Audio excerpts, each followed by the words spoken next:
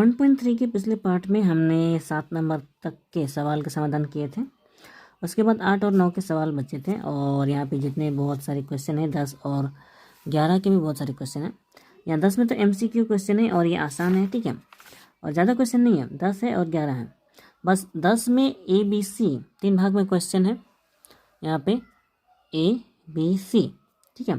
पहले में MCQ है जो कि 3 ही क्वेश्चन है और 5 है, मुश्किल नहीं होगा जो भी है। यहाँ पे PC बाद में ट्राई करेंगे, तो पहले 8 नंबर का यहाँ पे जो क्वेश्चन है उसे देख लेते हैं, ठीक है। 8 नंबर में जो क्वेश्चन है यहाँ पे लिखा है, परना और पीयूष 2 लोग हैं, एक साथ एक काम को 4 दिनों में करते हैं। एक साथ एक काम को यानी कि एक ही काम है, ठीक है, उसे एक साथ करते हैं, 4 दिनों में पूरा कर देते हैं, दोनों मिलकर 4 दिन में पूरा करते हैं।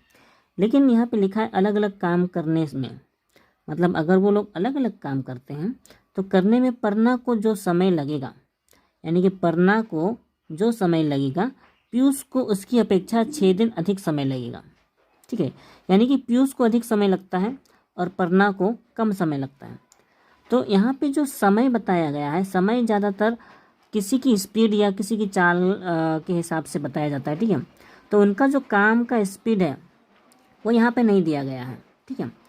और वहाँ यहाँ पे जो वो लोग दिन में जो करते हैं, 6 दिन में या 4 दिन में जो करते हैं, ठीक है, उसका एक काम का जो परिमाण होना चाहिए वो यहाँ पे नहीं दिया गया है, ठीक है।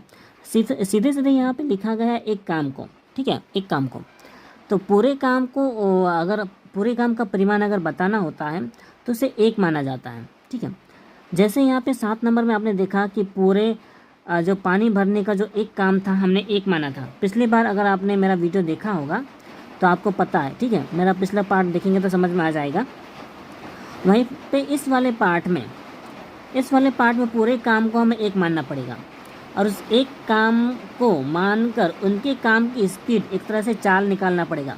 यानी कि यहाँ पे जो 6 दिन की बात है वो एक दिन में कितना काम कर सकते हैं वो हमें निकालना पड़ेगा, ठीक है। एक दिन में कितना काम, यानी कि काम का परिमाण यहाँ पे निकालना पड़ेगा। सबसे पहले आपको ख्याल रखना होगा कि पूरे काम को हमें एक मानना है, ठीक है। फिर देखिए, परना अकेले कितने दिन में वह काम ख़त्म कर पाएगी, हिसाब करके लिखें, हिसाब करके देखें। यहाँ पे सिर्फ परना का ही निकालने को कहा गया है, तो इसीलिए अगर हम परना का काम माने, ठीक है, परना का अगर हम मान के चलें, ठीक है, अकेले परना का अगर हम मान के चलें तो ज़्यादा सुविधा होगा।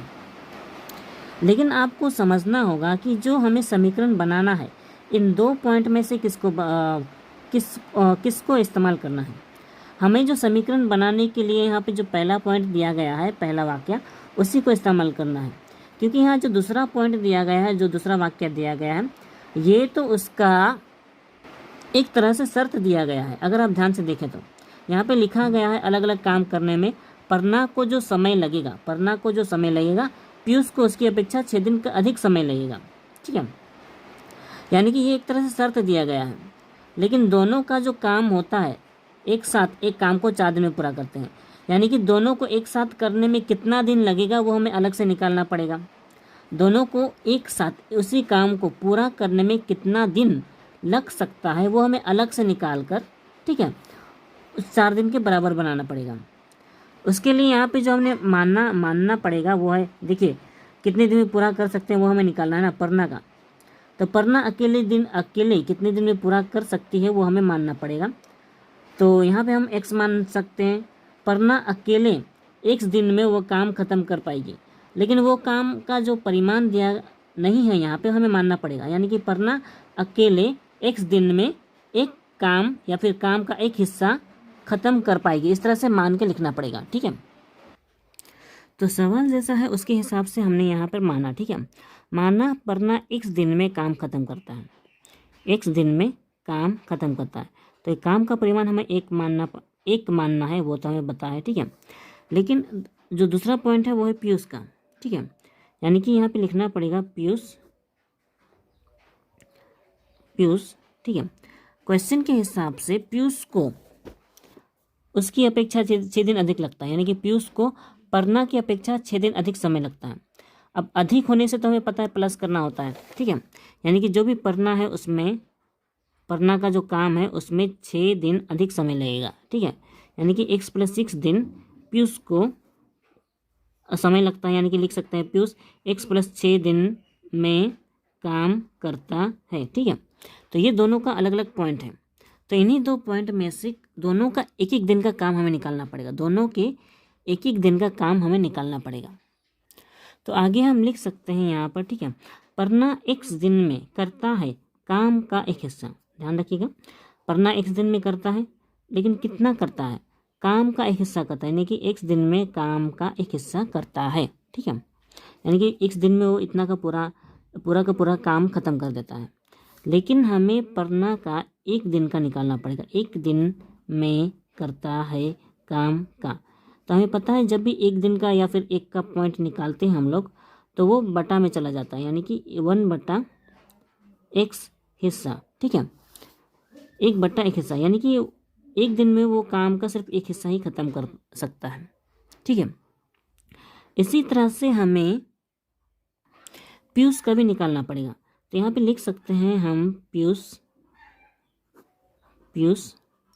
इसीलिए पीयूष अब पीयूष तो x+6 दिन लगता है, x+6 दिन में करता है काम का। ठीक है, वो भी पूरा का पूरा एक हिस्सा, काम का एक हिस्सा पूरा करता है, काम का एक हिस्सा पूरा करता है x+6 दिन में। तो इसी पीयूष को एक दिन में काम वो करता है, काम का एक हिस्सा। ठीक है, एक हिस्सा।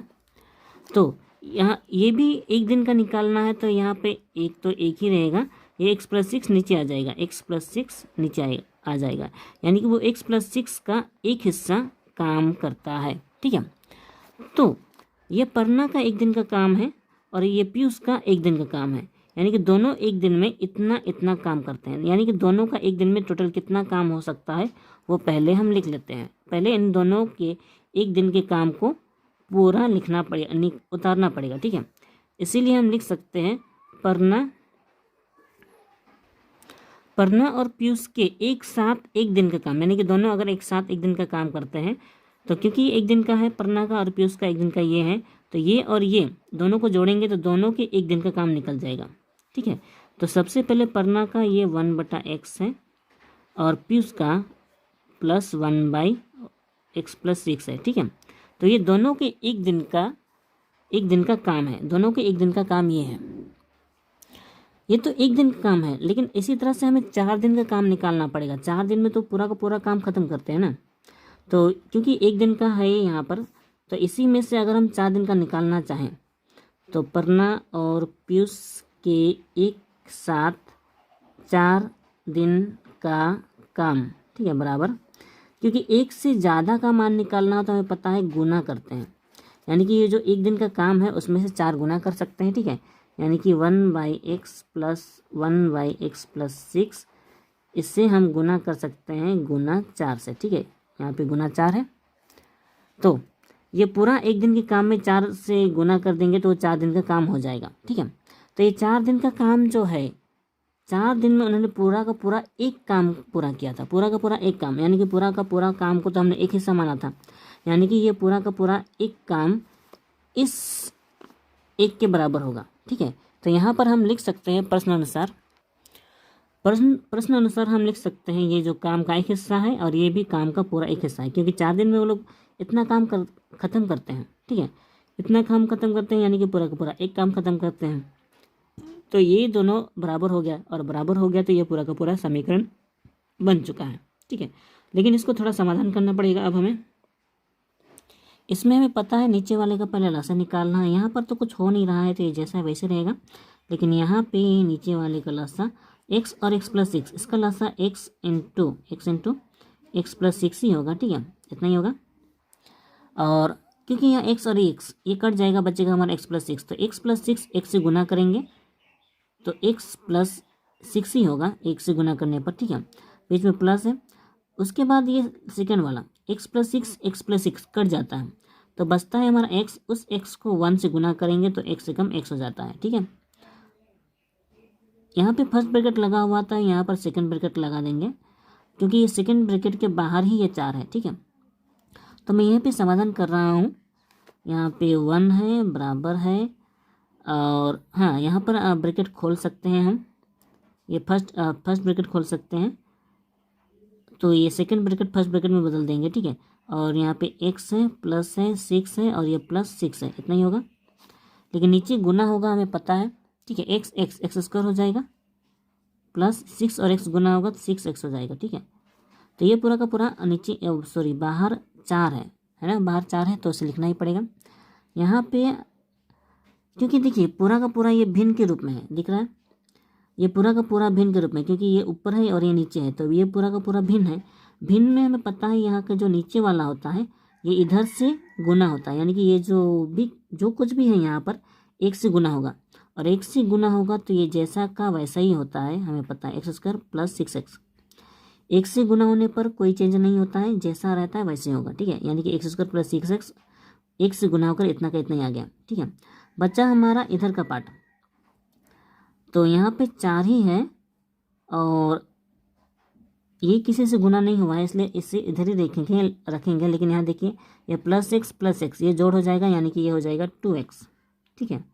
और प्लस 6 ये अलग से बच गया प्लस 6, ठीक है। अब ये जैसा है वैसे ही रहेगा, क्योंकि यहाँ जोड़ घटाव नहीं हो रहा, लेकिन यहाँ पे ये गुना में है तो पहले इन्हें गुना कर देना है, ठीक है।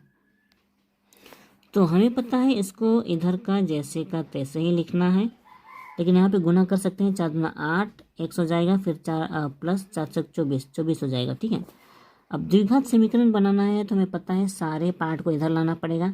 x स्क्वायर है प्लस 6x है, वो 8x बराबर के इधर आएगा तो माइनस 8x हो जाएगा, वो प्लस 24 भी बराबर के इधर आएगा तो माइनस 24 हो जाएगा, ठीक है। बराबर उधर कुछ नहीं बचा, 0, ठीक है। यहाँ पे अगर आप ध्यान दें तो x स्क्वायर प्लस 6x से माइनस 8x ये घटेगा, यानी कि 8 से 6 घटाएंगे 2 होगा, लेकिन ये वाला बड़ा संख्या है, ये वाला बड़ा संख्या है, तो उसके आगे का जो साइन है माइनस उसे लगाना पड़ेगा, यानी कि यहाँ पे माइनस होगा। माइनस लगाने के बाद 8 से 6 घटाया 2, यानी कि 2x, ठीक है। फिर माइनस 24 बराबर 0, ठीक है, हो गया। अब हमें पता है इसको द्विघात समीकरण के रूप में ला तो दिया है, इसका हमें समाधान करना पड़ेगा। इसके लिए इसका गुणनखंड जो करना है, यहाँ पे देखिए 24 है, ठीक है, और यहाँ पे कुछ है नहीं, यानी कि 24 से कम 24 ही है, तो हमें ऐसा कोई संख्या चाहिए जिन्हें गुना करके 24 होता हो, लेकिन यहाँ पे क्योंकि माइनस है, यानी कि घटाकर हमारा 2 आना चाहिए, ठीक है। 2 ऐसी संख्या जिन्हें गुना करके 24 तो हो, लेकिन घटाकर 2 आना चाहिए, ठीक है। ऐसा सिर्फ 2 ही संख्या है, वो है 6 चौके 24, यानी कि 6 को 4 से घटाएंगे तो 2 आएगा, ठीक है। यानी कि हमें जो संख्या चाहिए x स्क्वायर माइनस 6 माइनस 4 चाहिए, ठीक है। 6 से 4 घटाएंगे 2 होगा, और 6 चौके 24 होगा, और ये x इसके साथ सट्टा होगा क्योंकि हमने 2 का गुणनखंड किया है, ठीक है। माइनस के रूप में हमने 2 का गुणनखंड किया है। फिर माइनस 24 उधर था पहले जैसा है वैसे ही रहेगा, 24 हो गया बराबर 0, ठीक है। इतना करने के बाद हमें पता है ब्रैकेट खोलना है, यहाँ पे -6 और x गुना होगा, -6 और x 6x हो जाएगा, फिर माइनस माइनस प्लस हो जाएगा, फिर 4 और x गुना होगा 4x हो जाएगा, ठीक है। -24 बराबर 0, ठीक है। इतना करने के बाद ये 24 का 24 ही होगा। इन दोनों में जो कॉमन है वो हम कॉमन निकालना पड़ेगा। इन दोनों में कॉमन x है और यहाँ पे बचेगा सिर्फ x स्क्वायर हो जाएगा, ठीक है, माइनस यहाँ पे बचेगा सिर्फ 6, क्योंकि x तो कॉमन चला गया, क्योंकि ये सिर्फ पावर 1 है तो पावर 1 का 6 और सॉरी x बाहर कॉमन चला गया, ठीक है। अब यहाँ देखिए यहाँ कॉमन क्या है, यहाँ पर अगर कॉमन ध्यान दें तो इस दोनों में कॉमन 6 है, ठीक है, प्लस क्योंकि प्लस है तो प्लस ही होगा। इन दोनों में कॉमन सॉरी यहाँ 4 है ना, तो 4 कॉमन होगा, ठीक है, क्योंकि छोटा वाला ही कॉमन निकलता है, क्योंकि 4 के पहाड़ा में ही 6 बार में 24 है, इसलिए 4 कॉमन है, ठीक है। 4 कॉमन निकाल लिया, फिर बचेगा हमारा x, फिर यहाँ पे माइनस है क्योंकि यहाँ प्लस है इसलिए माइनस कोई चेंज नहीं होने वाला। फिर 24 4 के पहाड़ा में कितनी बार में आता है, 6 बार में, 4 6 24 बराबर 0, ठीक है। इसके बाद देखिए ये और ये कॉमन है तो x माइनस 6 सिंगल लिखना पड़ेगा, फिर x प्लस 4 उसे अलग से लिखना पड़ेगा, x प्लस 4 होगा बराबर 0, ठीक है। इतना करने के बाद हमें पता है इससे हमें 2 खंड करना है, तो x माइनस 6 बराबर 0 ये अलग से, और ये x प्लस 4 बराबर 0, ठीक है। इतना करने के बाद x तो लिख लिया, हमें x का मान निकालना है, -6 बराबर के उधर जाएगा तो वो हो जाएगा +6, ठीक है।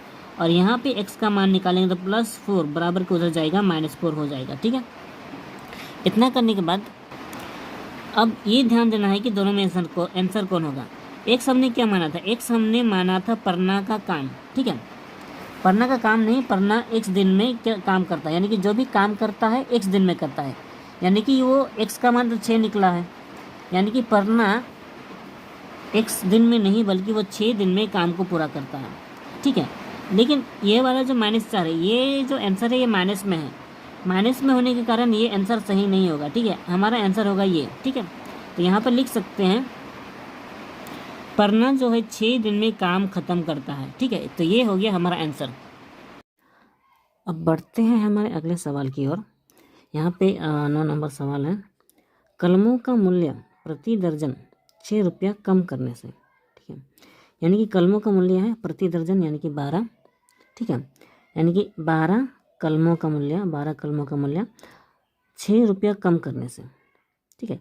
यहाँ पे प्रति दर्जन कलम का मूल्य 6 रुपया नहीं कहा गया है, यहाँ पे कहा गया है कि प्रति दर्जन कलम का मूल्य 6 रुपया कम करने से, यानी कि जितना दाम होगा, एक दर्जन कलम का मूल्य जितना दाम होगा उसमें 6 रुपये कम करने से, ठीक है।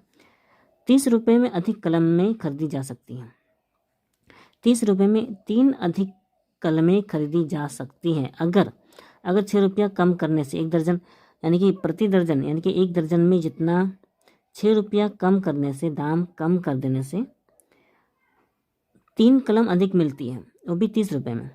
तो पहले 30 रुपये में कितना मिलता था पहले के मूल्य में, ठीक है, क्योंकि ये तो 6 रुपया कम किया गया है ना, लेकिन कम करने से पहले उसका अलग से दाम रहा होगा, अलग से मूल्य रहा होगा, तो उसी मूल्य में 30 रुपये में कितना मिलता था वो निकालना पड़ेगा, ठीक है। उसके बाद 6 रुपया कम करने पर कितना मिलता है वो निकालना पड़ेगा, तभी तो दोनों अवस्था में जो कलम मिलता है उसके बीच 3 का अंतर है, क्योंकि अभी 3 अधिक कलम मिलता है तो पहले कम मिलता था, इसलिए पहले का और अभी का जितना मिलता था 30 रुपये में वो हमें निकालना पड़ेगा, ठीक है। तो मूल्य कम करने से पहले, देखिए यहाँ लिखा है मूल्य कम करने से पहले कलमों का प्रति दर्जन मूल्य कितना था, तो यहाँ मेन चीज़ कलम का प्रति दर्जन मूल्य ही निकालना है, और यहाँ पे कलम का प्रति दर्जन का ही हिसाब बताया गया है, तो हमें कलमों का प्रति दर्जन मूल्य मान के चलना पड़ेगा, ठीक है। तो मैं इसको करके दिखाता हूँ। तो जैसा सवाल है यहाँ पे हमने उतार लिया है, ठीक है, माना प्रति दर्जन कलम का मूल्य 100 रुपया, ठीक है। इसके पहले यहाँ पे समाधान लिख लेना ठीक होगा, ताकि पता चले कि हमने सवाल का हिंट नहीं उतारा है बल्कि समाधान कर रहे हैं, ठीक है, समाधान।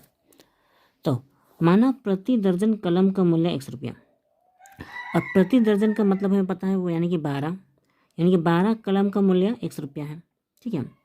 क्वेश्चन में दिया गया है 30 रुपया में, है ना, यानी कि 30 रुपये में कितना कलम मिलता है वो हमें निकालना पड़ेगा, क्योंकि 100 रुपये में तो हमने अभी बताया 100 रुपये में 12 कलम मिलता है, तो 30 रुपये में कितना मिलना चाहिए, ठीक है, यानी कि कलमों की संख्या पहले निकालनी पड़ेगी हमें, ठीक है, और यानी कि रुपया वाले पार्ट को इधर लिखना पड़ेगा, इसीलिए लिख सकते हैं 100 रुपये में पहले मिलता था 12 कलम, ठीक है, 100 रुपये में पहले मिलता था 12 कलम, लेकिन हमें 100 रुपये का नहीं 30 रुपये का निकालना है।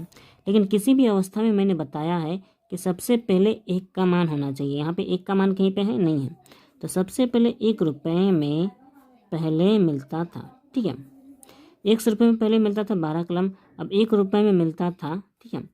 तो जब हमें पता है 1 का मान जब भी निकालना है तो ये वाला पार्ट नीचे आ जाता है, यहाँ पे जो 12 है उसका x नीचे आ जाएगा, यानी कि x का 12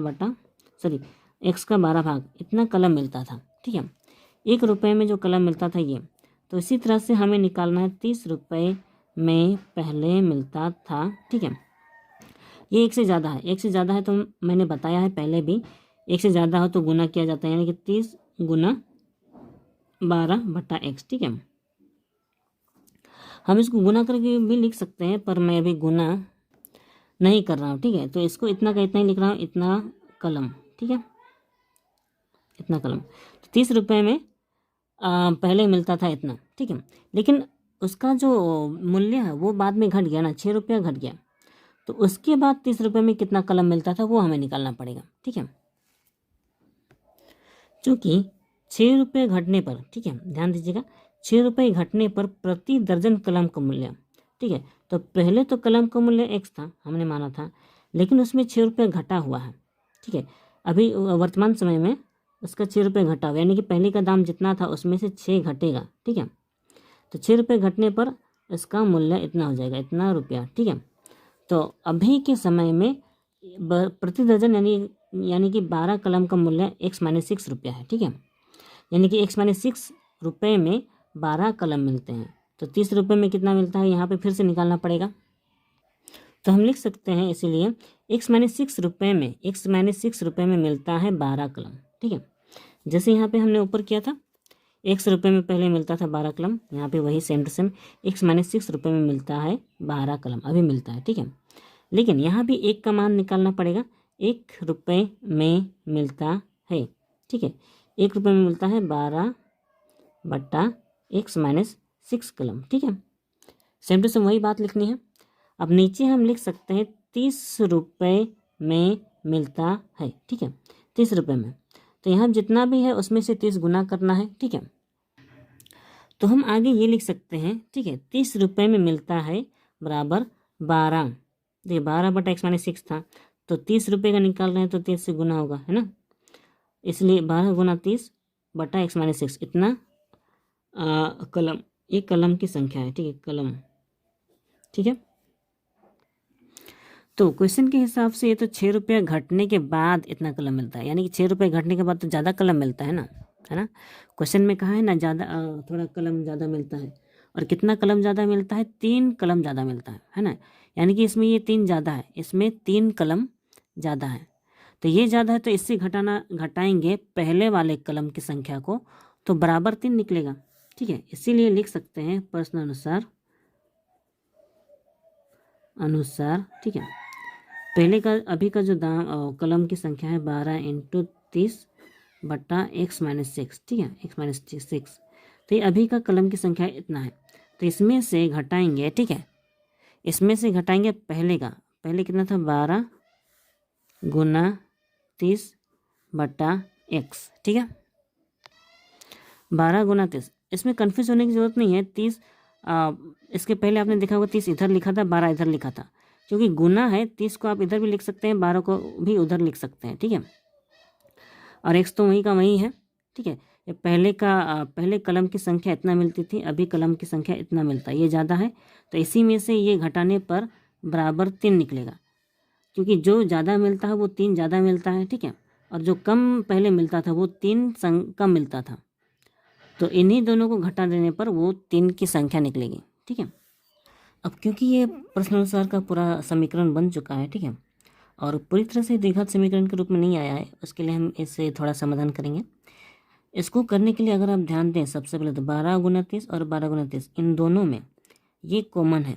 ठीक है, कॉमन है तो हम इसे कॉमन निकाल सकते हैं, 12 गुना 30 हम इसे बाहर लिख सकते हैं। ठीक है, अगर 12 गुना 30 यहाँ से बाहर चला गया तो यहाँ पे बचेगा 1, यहाँ पे नीचे x-6 जैसा है वैसे ही रहेगा, फिर बीच में माइनस है, यहाँ भी 12 गुना 30 ये कॉमन चला गया तो बचेगा 1, और यहाँ पे बचेगा x बराबर उधर 3 है। ठीक है, तो इतना से आगे हमें समाधान करना है। लेकिन अगर आप इसे देखें, ब्रैकेट के अंदर है, ब्रैकेट के अंदर जो कुछ भी है ये नीचे ये भिन्नों के घटाव में है। ठीक है, और भिन्नों का घटाव करने के लिए हमें नीचे वाले का लसा निकालना पड़ता है। ठीक है, लेकिन इसके पहले ये जो इसके साथ गुना में सटा हुआ है, तो जो भी गुना में सटा हुआ है हम बराबर के उधर ले जाते हैं। ठीक है, तो ज़्यादा असुविधा होगा, यहाँ बीच में बराबर देते हैं, 3 देते हैं। ठीक है, ये 12 गुना 30 को हम बराबर के उधर ले जाएंगे तो हमें पता है वो नीचे आ जाएगा, यानी कि 12 गुना 30 नीचे आ जाएगा। ठीक है, बाकी बचा ये वाला पार्ट। ठीक है, ये वाला पार्ट, तो इसका हमें इसका हमें भिन्नों का घटाव करना है। इसके लिए हमें नीचे वाले का लसा निकालना है, तो इन दोनों का लसा, यहाँ और यहाँ का लसा जो होगा वो x-6 × x होगा।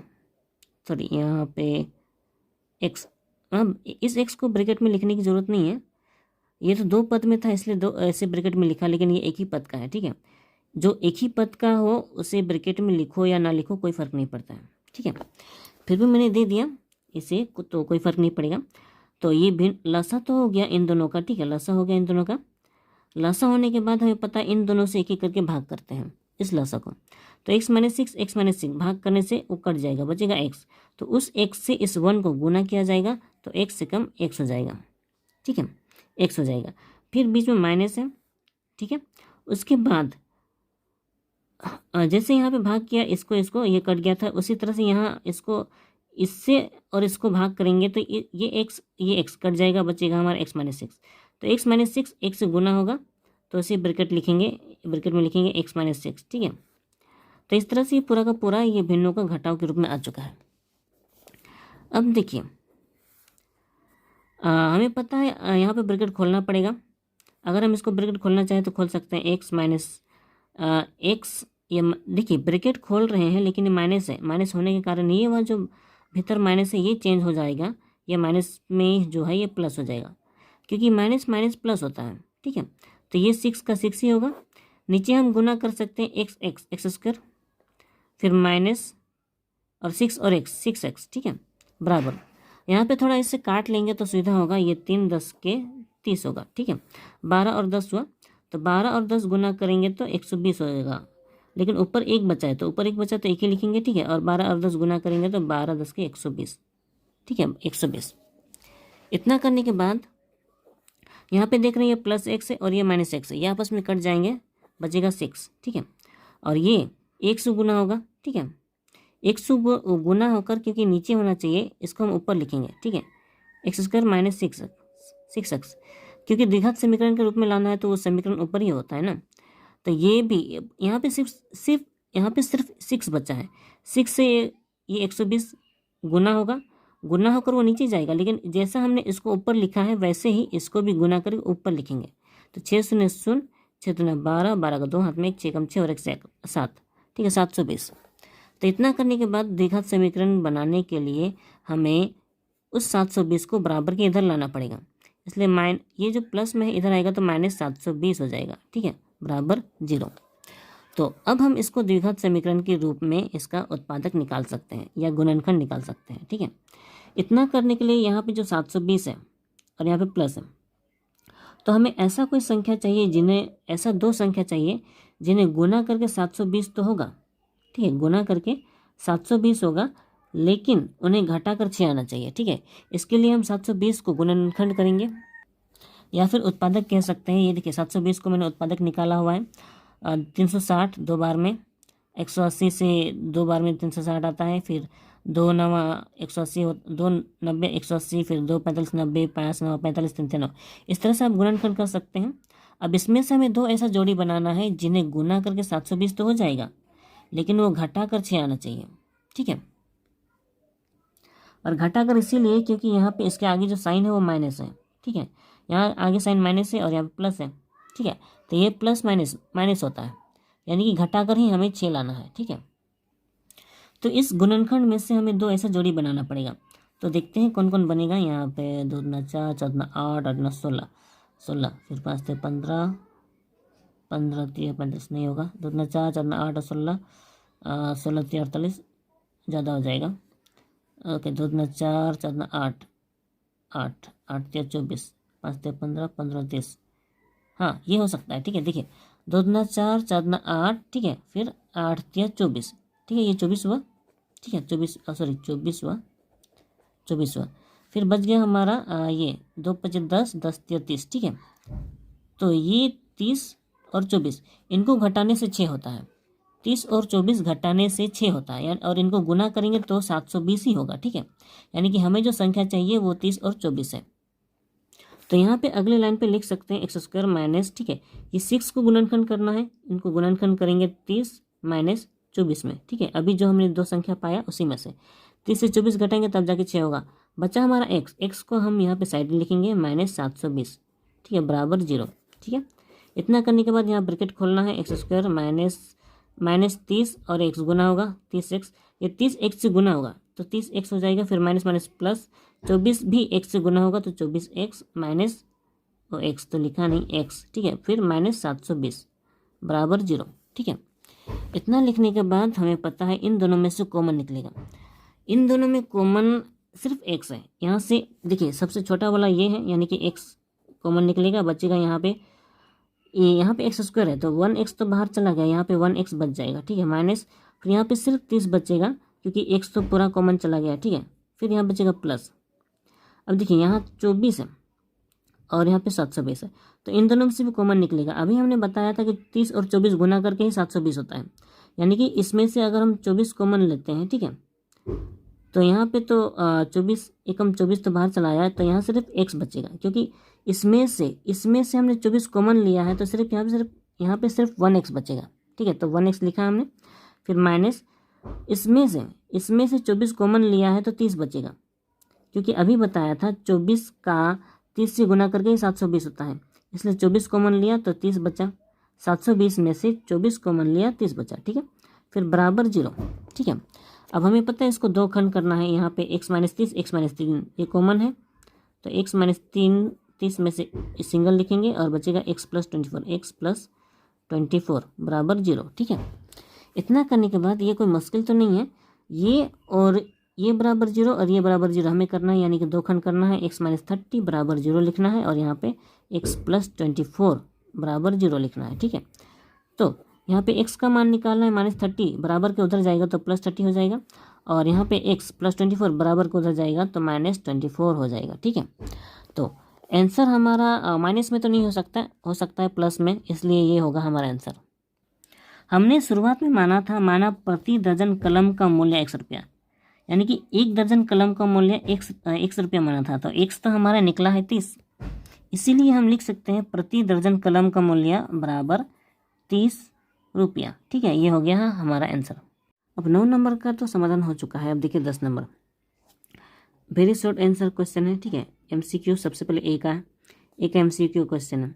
यहाँ पे सिंपल सा क्वेश्चन देखिए, एक द्विघात समीकरण के मूलों की संख्या, जो भी द्विघात समीकरण हमने अभी तक बनाए थे उसमें जो मूलों की संख्या होती है, यानी कि जो आंसर आता है, हमने अभी जो क्वेश्चन बनाया था आपने देखा होगा कि उसमें जो मूल है, ये देखिए ये पहला मूल है और ये दूसरा मूल है, यानी कि इस द्विघात समीकरण में जो मूलों की संख्या होती है वो कम से कम 2 होती है।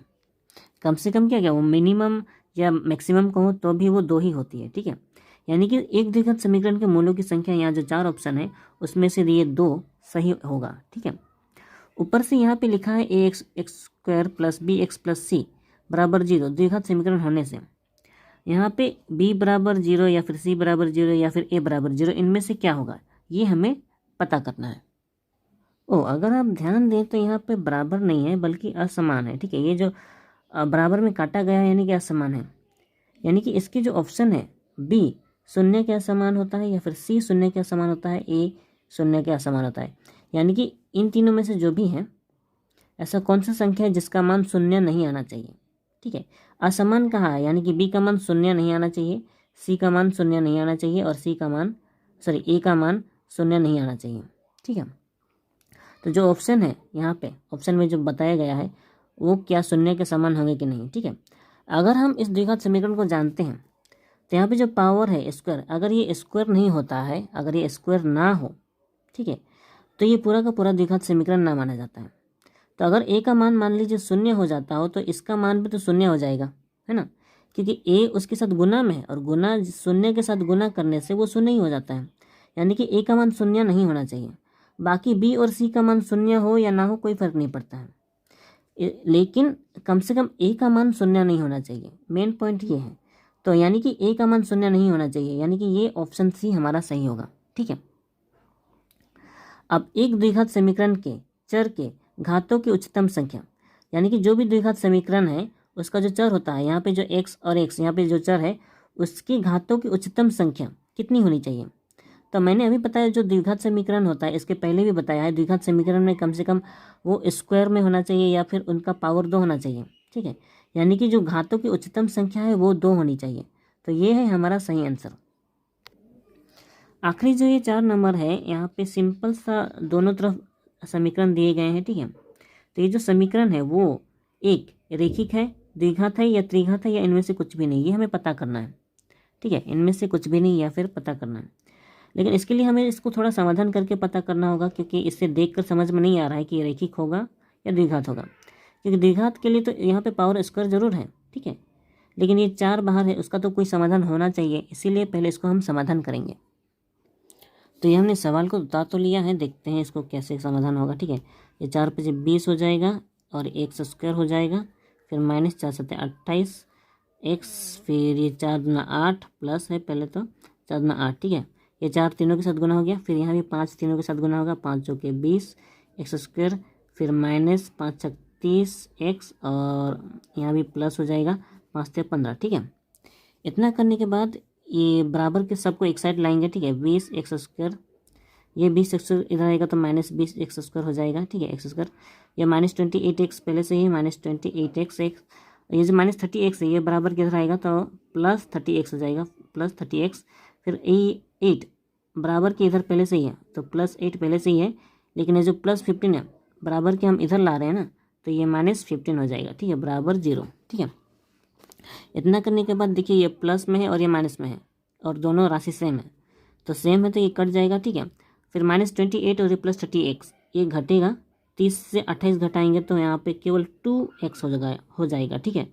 फिर माइनस होगा क्योंकि ये देखिए ये और ये आपस में घटेंगे क्योंकि ये दोनों अलग अलग संख्या में है, ठीक है, लेकिन ये वाला बड़ा है इसलिए माइनस होगा, ठीक है। फिर 15 से 8 घटाया हो जाएगा 7, ठीक है, बराबर 0, ठीक है। यहाँ पर अंत में आप देख पा रहे हैं कि यहाँ कहीं भी द्विघात समीकरण यहाँ पे, यानी कि यहाँ पे 2 घात नहीं है, और अगर ये 2 घात नहीं है तो ये द्विघात समीकरण नहीं है, और 3 घात भी नहीं है इसलिए 3 घात भी नहीं है। यहाँ पे सिर्फ 1 घात है, तो 1 घात समीकरण वाले को वो रैखिक समीकरण कहा जाता है, यानी कि हमारा ए नंबर ऑप्शन सही होगा, रैखिक समीकरण। बहुत से बच्चे ऐसे MCQ क्वेश्चन को आंसर में से, यानी कि उधर लास्ट पेज में जो उत्तर माला है आंसर है वहाँ से उत्तर करके यहाँ पे टिक मार लेते हैं और समझते हैं कि इतना करना काफ़ी है। जैसा मैंने अभी इसको समाधान करके दिखाया वैसा ही अगर आपको समाधान पता ना हो तो आप अंधाधुन किसी को भी टिक कर सकते हैं। एग्जाम में ऐसा करना बहुत बड़ा भूल होता है, ठीक है, इसलिए इस तरह से समाधान करना पता होगा तभी तो आप पता कर सकते हैं कि वो रैखिक होगा, द्विघात होगा या त्रिघात होगा, ठीक है। अब देखिए 5 नंबर, यहाँ पे एक्स स्क्वायर प्लस एक्स बराबर 6 समीकरण के मूल या फिर 2 मूल इनमें से कौन से होंगे, ठीक है। अब इसके 1 मूल होंगे या 2 मूल वो पता नहीं, तो इन चारों में से हमें इसको समाधान करके निकालना होगा, ठीक है। ये बहुत सिंपल है तो करके देखते हैं। सवाल कुछ इस तरह से है, यहाँ पे देखिए ये पावर एक्स का पावर 1 है यहाँ पे और एक्स का पावर स्क्वायर है, ठीक है। तो हमें इसका समाधान तो करना पता है कैसे करते हैं, ये एक्स स्क्वायर है क्योंकि बट्टा में होने के कारण यहाँ जो नीचे का पावर वाला है एक्स का पावर 1 वो ऊपर जाएगा, ठीक है। हमें इसका आधार देखिए सेम है, आधार सेम है तो उसको एक ही तो लिखना पड़ेगा सिंगल एक्स, ठीक है, लेकिन उसका जो पावर अलग अलग है उसे एक ही में देके घटाना पड़ेगा। बटा में होगा तभी इसे घटाते हैं, ठीक है, अगर गुना में होता तो नहीं घटाते, इसलिए इसका पावर 1 जो है वो ऊपर चला जाएगा, वहाँ पे पावर 1 हो जाएगा बराबर 6, ठीक है। और इसको अगर हम घटाएंगे एक्स 2 से 1 घटाया तो वहाँ पावर 1 होगा बराबर 6, तो पावर 1 को अगर पॉजिटिव में हो तो उसे लिखने की ज़रूरत नहीं पड़ती है, यानी कि यहाँ पर आप x बराबर केवल 6 लिख सकते हैं, या फिर यहाँ आप डायरेक्ट कर भी सकते थे, x से एक्स स्क्वायर घट गया तो केवल x बचेगा क्योंकि एक्स स्क्वायर होता है, ठीक है, यानी कि यहाँ पे भी x बराबर 6 आप लिख सकते हैं, ठीक है। तो इस तरह से इसका आंसर सिर्फ 6 निकल रहा है, यानी कि इस समीकरण का सिर्फ एक ही मूल है वो है b, यानी कि 6, ठीक है। तो इसका आंसर सिर्फ 6 होगा, मतलब 6 होगा, ठीक है। और वीडियो क्योंकि बहुत लंबी हो गई है तो आज के लिए बस इतना ही। वीडियो अच्छी लगी हो तो लाइक करें, शेयर करें और सब्सक्राइब करना बिल्कुल भी ना भूलें। तो मिलते हैं अगले वीडियो में, तब तक अपना ख्याल रखें, खुद सीखें और दूसरों को भी सिखाएं।